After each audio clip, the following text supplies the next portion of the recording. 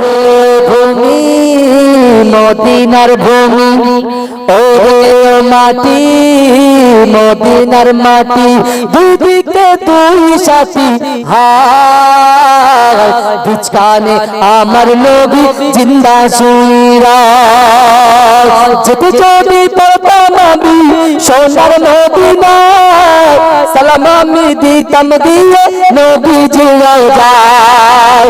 মদিনার দোলা বালি পাই যদি সামনে আমি, মদিনার দোলা বালি পাই যদি সামনে মাকদাম আমি পেলে পর সুরমা বলে হায়, বিচকানে আমার নবী জিন্দা শুয়ে রায়, বিচকানে আমার নবী জিন্দা শুয়ে রায়। রওজাতে শুয়ে নবী কাঁদে যারে যার, পাপে বড়া গুনাহ বড়া উম্মত আমার। রওজাতে শুয়ে নবী কাঁদে যারে যার, পাপে বড়া গুনাহ বড়া উম্মত আমার।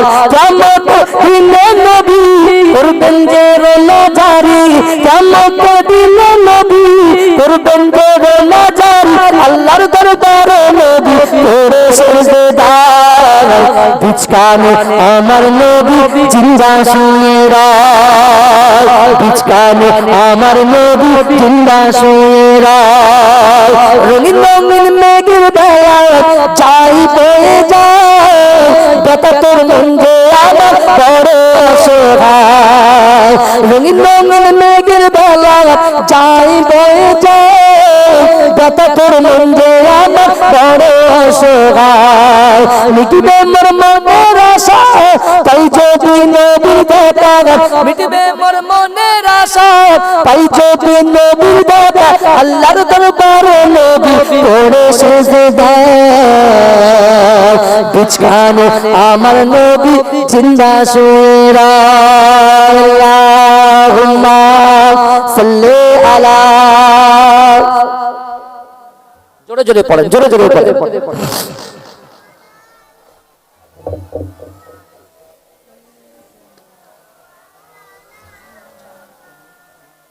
আমার বাপেরা ভাইরা, যে কথা আলোচনা করছিলাম ভালো করে বোঝে, আল্লাহ রাসূল জবান দিয়ে যেটা বলে আল্লাহ সেটা কবুল করে। জোরে বলেন,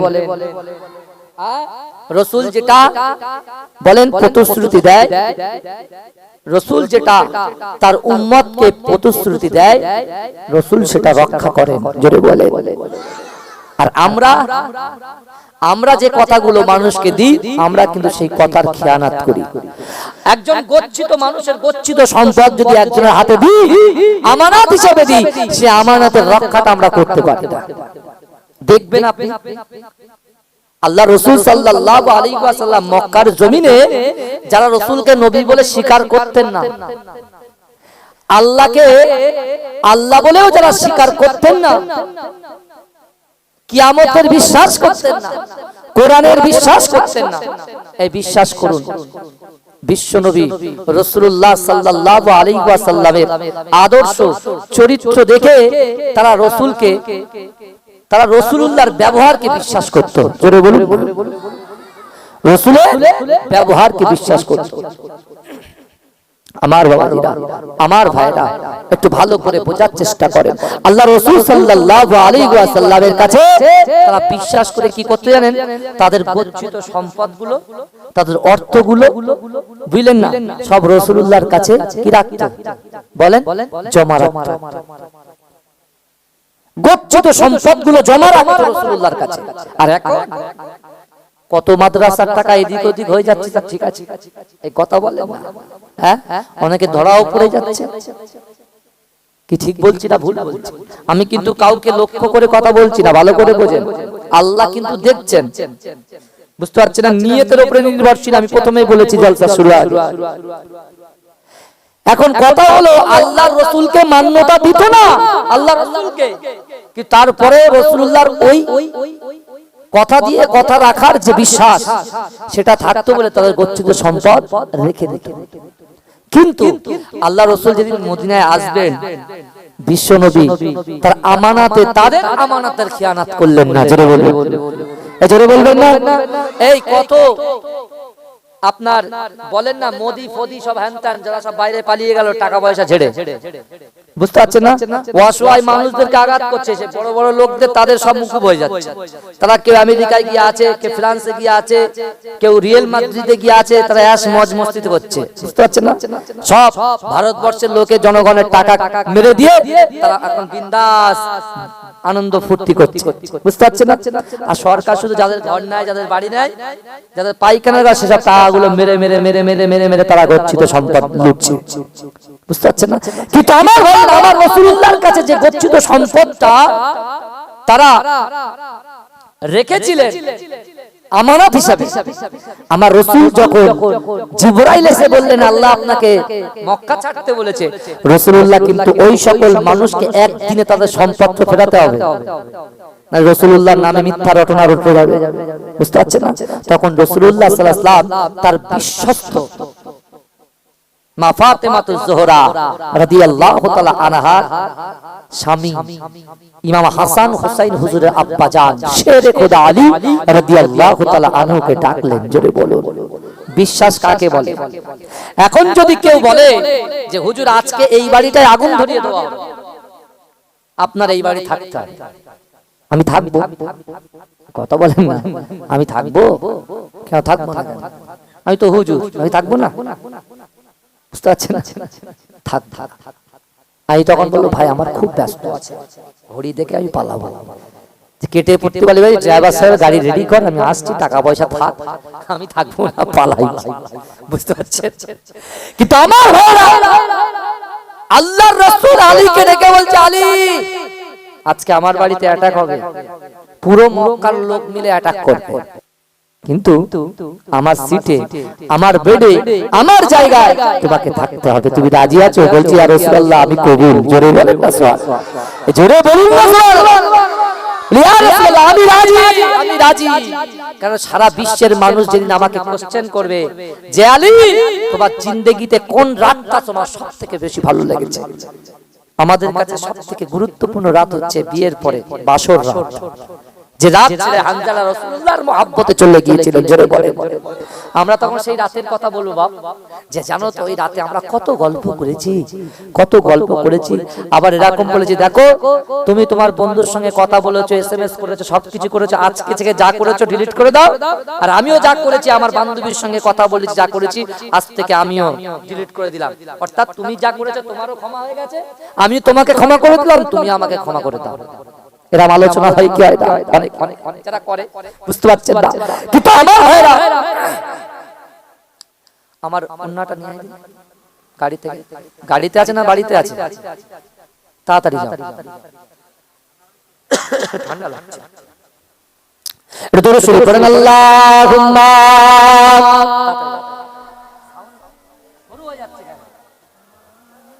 আরে বেশ কাটে পাগল, বেশ কাটলে আমার গলা কেটে যাবে ভাই, তাই বলে টানছে। জিকির করেন লা ইলাহা ইল্লাল্লাহ, বেশি বেশ দিতে হবে না,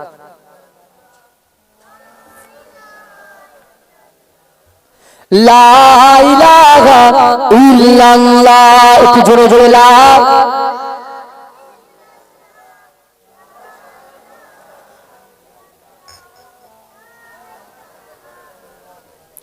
লা ইলাহা ইল্লাল্লাহ মুহাম্মাদুর রাসূলুল্লাহ। যে কথা বলছিলাম, কিন্তু চিন্তা করার ঘাবড়ানোর কোনো দরকার নেই।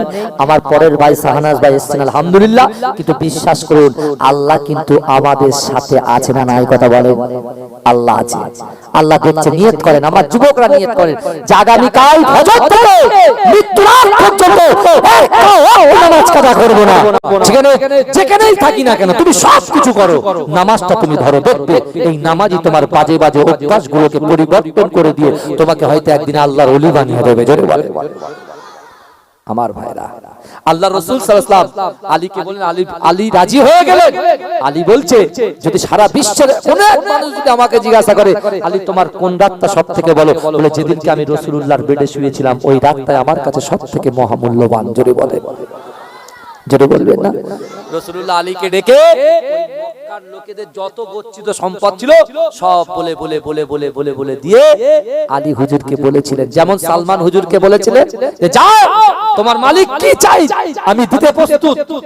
ভালো করে ওয়াজ বুঝবেন, আলী সালমান তোমার মালিক কি চাই আমি দিতে প্রস্তুত, যাও আমি দিয়ে দেবো, চিন্তা করো না।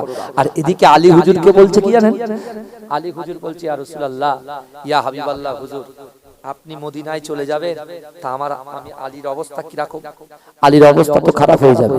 তা আল্লাহ রাসূল বলছে আলী তুমি সকাল হবে, এই শুনছেন তো, আলী জানে অ্যাটাক হবে, আলীকে রাসূল বলছে সকাল হবে মালগুলো বন্টন করবে, সকাল হবে মালগুলোকে বন্টন করে দিয়ে আমি রাসূলুল্লাহর সঙ্গে মদিনায় গিয়ে তুমি সাক্ষাৎ করবে। জোরে বলেন।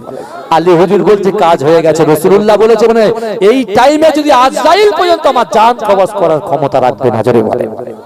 যতক্ষণ পর্যন্ত আমি রাসূলুল্লাহর সঙ্গে সাক্ষাৎ না করব, এই হচ্ছে ঈমান। আর আমাদের দুদিন যদি খাওয়ার না হয়, ওরে বাবারে কত রকম ভাবে কুরুচিকর মন্তব্য শুরু করে দিই।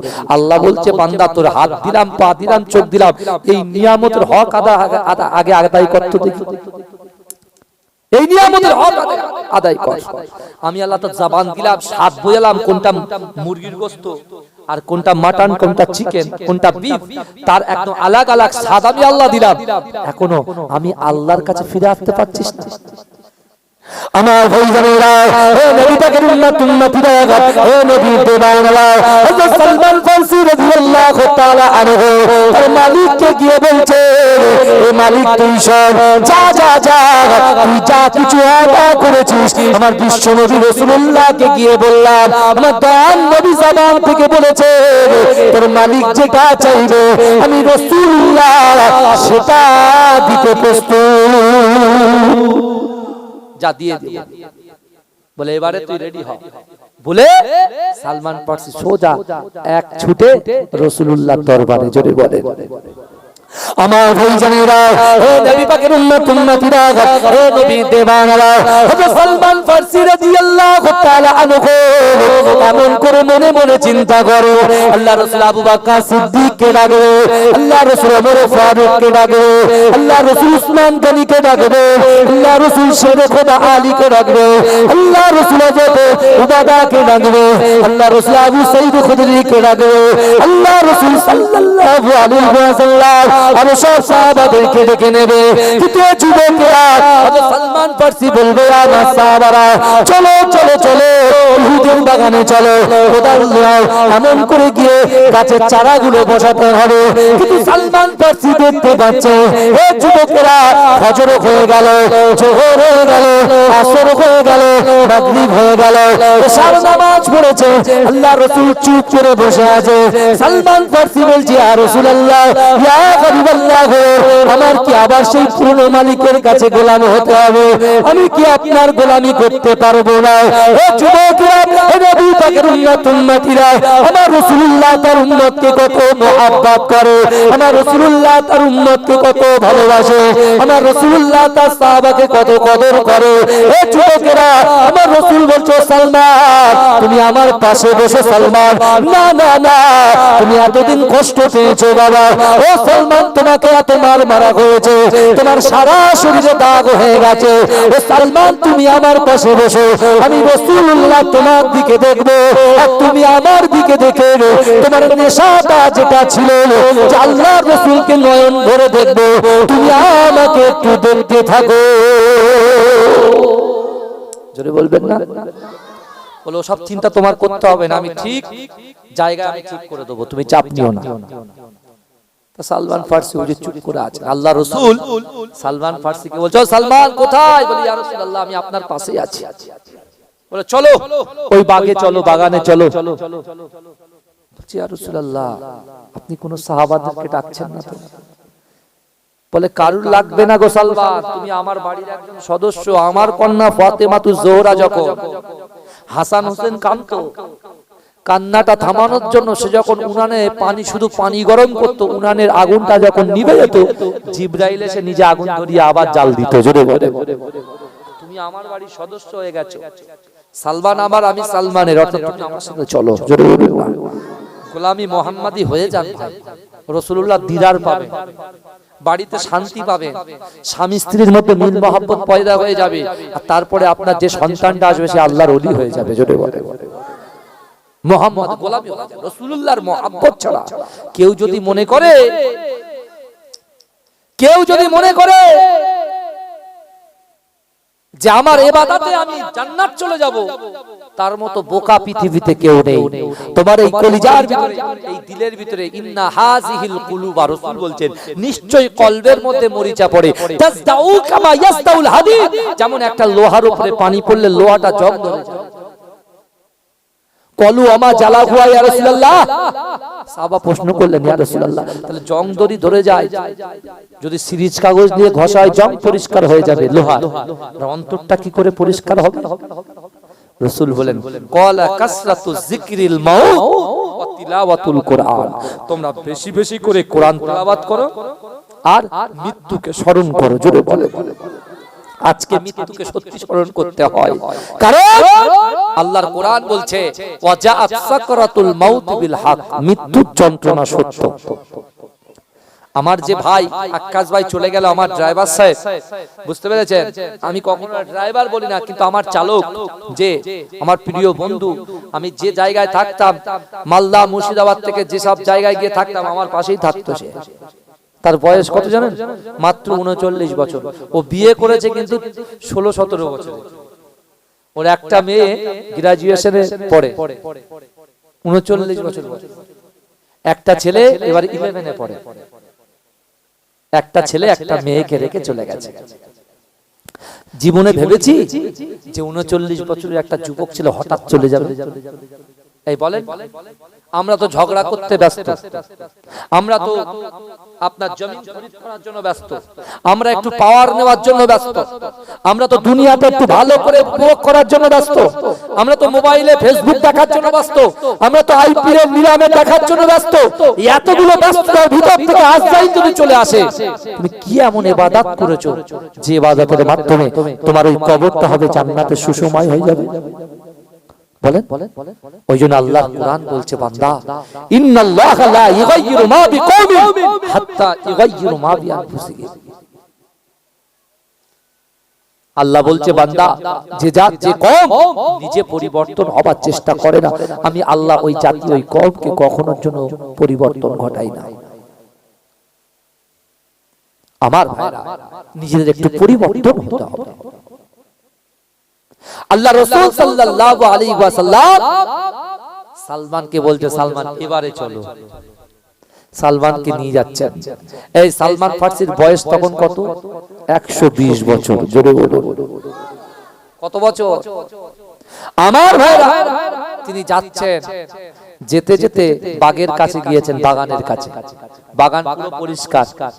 শুনছেন? সালমান ফার্সি মনে মনে ভাবছেন ইয়া রাসূলুল্লাহ কি হবে? আল্লাহর রাসূল কি করলেন?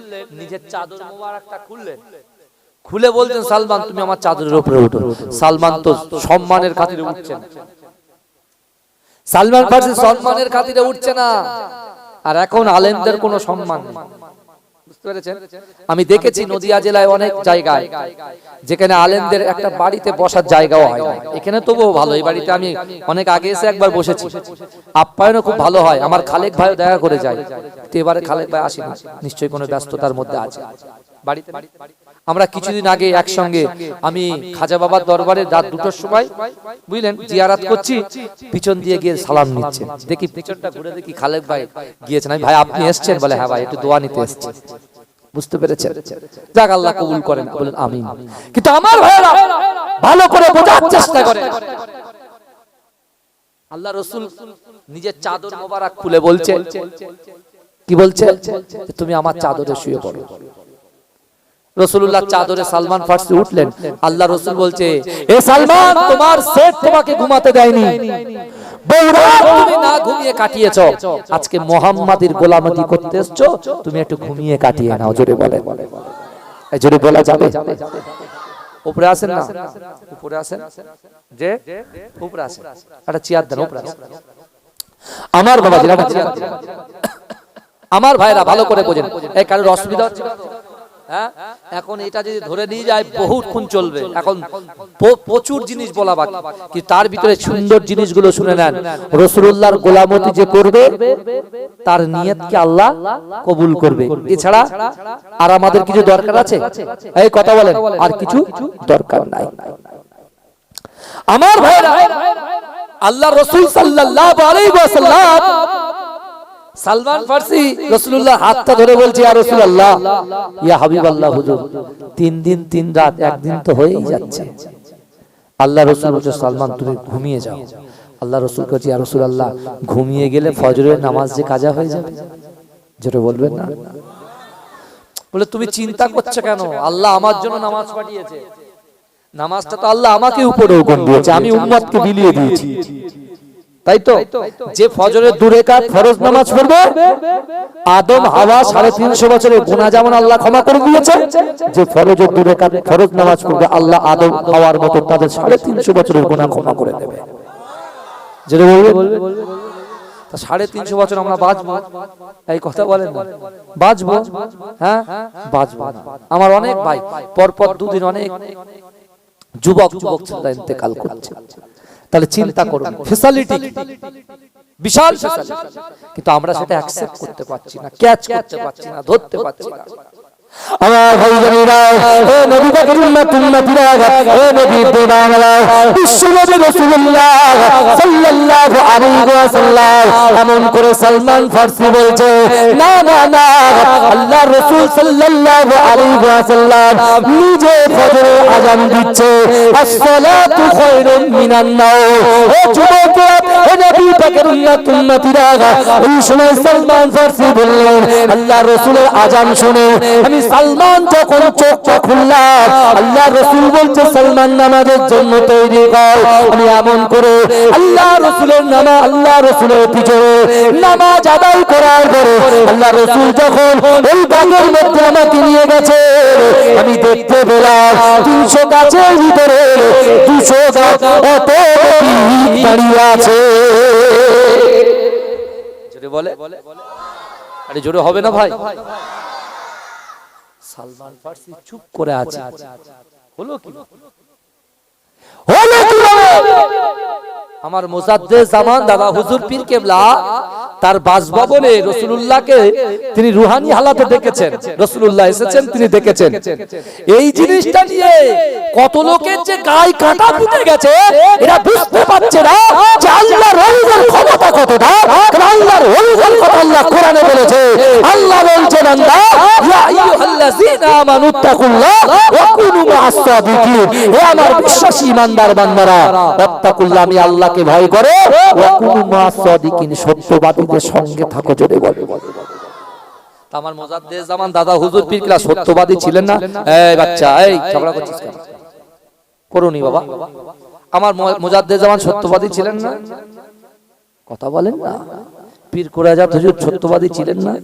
আর মেজো হুজুর পীর কেবলা, ছোট হুজুর পীর কেবলা, মাঝরাটি পীর সাহেব হুজুর কেবলা সত্যবাদী ছিলেন না? তাহলে আমরা তো এই যে দামান ধরে আছি, তো সঠিক রাস্তায় আছি। হ্যাঁ, আমার ভাইরা, কি বোকার দল, আমি তো ভেবে পাই না। সালমান ফারসি অবাক, কি 200 গাছ অলরেডি রেডি। আমার ভাইজানেরা, ও নবী পাকের উম্মতিরা, ও নবীর দিওয়ানারা, বিশ্বনবী রাসূলুল্লাহ সাল্লাল্লাহু আলাইহি ওয়াসাল্লাম সালমানকে বললেন, সালমান, চলো চলো চলো চলো মদিনার দিকে, মদিনার মসজিদের দিকে গিয়ে চলো। না না না, আমার সাহাবারা আমাকে না দেখতে পেয়ে কষ্ট পাবে। সালমান বলছি, ইয়া রাসূলুল্লাহ, আমি কি আপনার গোলাম হতে পারবো না? এখনো তো 100 গাছের প্রয়োজন। আল্লাহ রাসূল বলছে, সালমান, তুমি চিন্তা করো না, আমরা এমন করে মসজিদে নববী শরীফে জোহরের নামাজটা আদায় করে যখন এই বাগের কাছে আসবো, তুমি দেখতে পাবে 300 গাছ এমনি এমনি দাঁড়িয়ে আছে। জোরে বলে, চিন্তা করো না, দেখবে 300 গাছ এমনি দাঁড়িয়ে আছে। জোরে বলুন। সালমান ফারসি চলে গেলে রাসূলুল্লাহ হাত ধরে নিয়ে আসলেন, অলরেডি মাত্র 2 দিনের ভিতরে 300 গাছ দাঁড়িয়ে গিয়েছে। জোরে বলুন না সুবহানাল্লাহ। সালমান ফার্সি এবারে বলছে খবর আছে তোরা 450-500 লোক ধরে আমাকে মারধর দিয়েছিস, এবার আমার তো হাত মানে বুঝতে পারছেন, মানে 120 বছরের লোকের হাত মানে বুঝতে পারছে কত লম্বা লম্বা, আজ থেকে 1500 বছর আগেকার মানুষ, বুঝতে পেরেছেন না? তোর একদিন কি আমার একদিন, বুঝতে পেরেছেন? ও গিয়ে বলছে আগে সেট ওর যে মালিক সে রোকলি তো, আর এখন সালমান ফার্সি বলছে যা বাঘটা দেখে আয় যা। আজকে আমার জন্য আল্লাহ পাকের নবী বলেছেন যে সালমান, আল্লাহ তোমার এই ব্যবহারের জন্য এত খুশি হয়েছে, তুমি যে তোমার জীবনের থেকে আমি রাসূলকে ভালোবেসেছো, আল্লাহ তোমার জন্য জান্নাত থেকে আজওয়া খেজুর ওই গাছে ধরিয়ে দিয়েছে। জোরে বলে আজওয়া খেজুর এসেছে কার জন্য? সালমান ফার্সির জন্য। কেন এসেছে? রাসূলুল্লাহর গোলাম হয়েছে, গোলাম। আমরা রাসূলুল্লাহর গোলাম হতে পেরেছি, আমরা মানুষের গোলাম হচ্ছি, স্ত্রীর গোলাম হচ্ছি, সন্তানের গোলাম হচ্ছি, শাশুড় শ্বশুরের গোলাম হয়ে যাচ্ছি। এই যুবকেরা বিশ্বাস করো, গোলামি অবশ্যই তোমার সন্তানের হক আছে, কিন্তু গোলামি করা নয়। তোমার স্ত্রীর হক আছে, গোলামি করা নয়। স্বামীর হক আছে, গোলামি করা নয়। তোমার শ্বশুর শাশুড়ির একটা হক আছে, তোমার নিজের বাপ মায়ের একটা হক আছে, সেই হকগুলো পালন করতে পারতাম। আল্লাহ বলেছেন না শরিয়াতের উপরে থাকো। শরিয়াত যতটুকু লিমিট রেখেছে সেই লিমিটের মধ্যে থাকো, লিমিটটাকে ক্রস করো না, তাহলে কিন্তু বিপদ অনিবার্য। আমার ভাইরা, সালমান ফার্সি সেট এসে দেখতে পাচ্ছে পুরো গাছে 300 খেজুর গাছ গুলে নিয়েছে, এবং ওই খেজুর ধরেছে কি আজওয়া খেজুর, আবার কি পেকেও গেছে। জোরে বলো আমার ভাইজানেরা, ও নবী পাকের উম্মত-উম্মতিরা, ও নবীর দেওয়ানেরা, বিশ্ব নবী রাসূলুল্লাহ সাল্লাল্লাহু আলাইহি ওয়াসাল্লামের মুহাব্বতে সাদা হযরত সালমান ফার্সি রাদিয়াল্লাহু তাআলা আনহু তিনি ছুটতে লেগেছে। এ যুবকেরা ছুটে ছুটে ছুটে ছুটে আল্লাহ রাসূলের কাছে এসে বলছে, ইয়া রাসূলুল্লাহ হাবিবাল্লাহ, এইবারে আমার মালিক প্রকাশ্যে বলেছে যা যা, তোকে আমি আজাদ করে দিলাম, তোমার আর কোনো কাজ হবে না। ও যুবকেরা, আল্লাহ রাসূলের হাতটা ধরেছে সালমান ফার্সি, আল্লাহ রাসূলকে বলছে ইয়া রাসূলুল্লাহ, আজ থেকে আমি আপনার গোলাম হয়ে গেলাম। আল্লাহ রাসূল বলছে, ও বাবা সালমান, যাও যাও যাও, তোমার আমার গোলামি করতে হবে না, আমি আমার গোলামি থেকে তোমাকে আজাদ করে দিলাম। জোরে বলো না সুবহানাল্লাহ। তুমি যখন একজন গোলাম ছিলে, তোমার একটা সারাউন্ডের মধ্যে, একটা বাউন্ডারির মধ্যে তুমি ছিলে, আর আমি তোমাকে ওই বাউন্ডারি থেকে আমি নিজের গোলামকে তোমাকে আজাদ করে দিয়ে ওই বাউন্ডারির বাইরে তুমি এবার যেখানে ইচ্ছা তুমি ইবাদত বান্দি করো, এই দিনটাকে প্রচার করো। জোরে বলুন না সুবহানাল্লাহ। আমার ভাইরা, আরো বাকি কথা অনেক আছে, কিন্তু ভাইজান আমি এখানে ইতি করলাম। আল্লাহ পাক উভয়কে আমল করার তৌফিক দান করে সকলে আল্লাহুম্মা আমিন। শুধু এটুকুই কথা যে রাসূলুল্লাহর গোলাম হয়ে যান, আল্লাহ আপনাদের মনের আশা আকাঙ্ক্ষা পূর্ণ করে দেবেন, কিন্তু তার জন্য নামাজ শর্ত। কি শর্ত? নামাজ। ওমা আলাইনা ইল্লাল বালাগ। আসসালামু আলাইকুম। দুরূদ শরীফ আল্লাহু আসে।